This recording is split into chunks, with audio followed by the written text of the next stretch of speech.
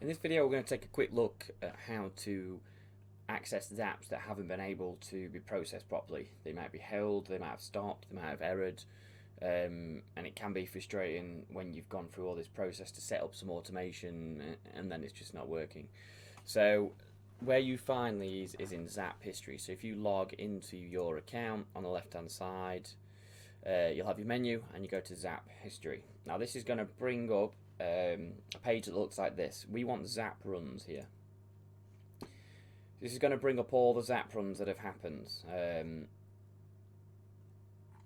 What we can do is it's going to bring up the current month, and we can change this date range, and we can look for specific zaps by typing them in or just going through this list. We can look for ones with specific apps on them. We can look in certain folders that we've got going. What we're going to do now is just going to have a quick look at ones that have held. So what we're probably really looking for if we're here is the status of the zap, which you can see here. So at the moment we've just got everything on. If you click on here, it's got all the different types of errors or different versions, different statuses of the zaps. So as you can see across the top, I've got some ones that have been held. So if I click this, it'll bring me all of these up. If you click this, what we can do is we can go into the zap and we can see what the issue was. It'll give us an idea here and whereabouts in the process it failed, and then we can have a look at how we can get that fixed.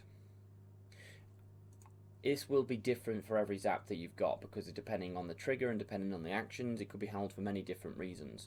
So I'm not going to go through specifically how to fix these because your issue could be completely different, but if you need to find out whereabouts in the process it's fallen down, this is where you find that.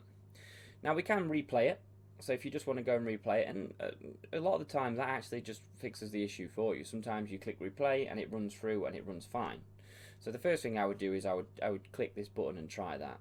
Then I would go into the zap and try and find out where the specific problem is. If these were held because they didn't actually, and you don't actually want them to go forward, we can just bulk delete. So if we select all and we click the delete button, that's going to run through and that's going to delete all those for us.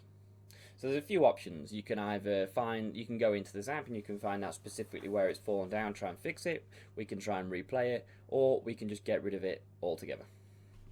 I hope that helps. If you have any questions, just leave a comment in the comment section. I'll get back to you as soon as I can.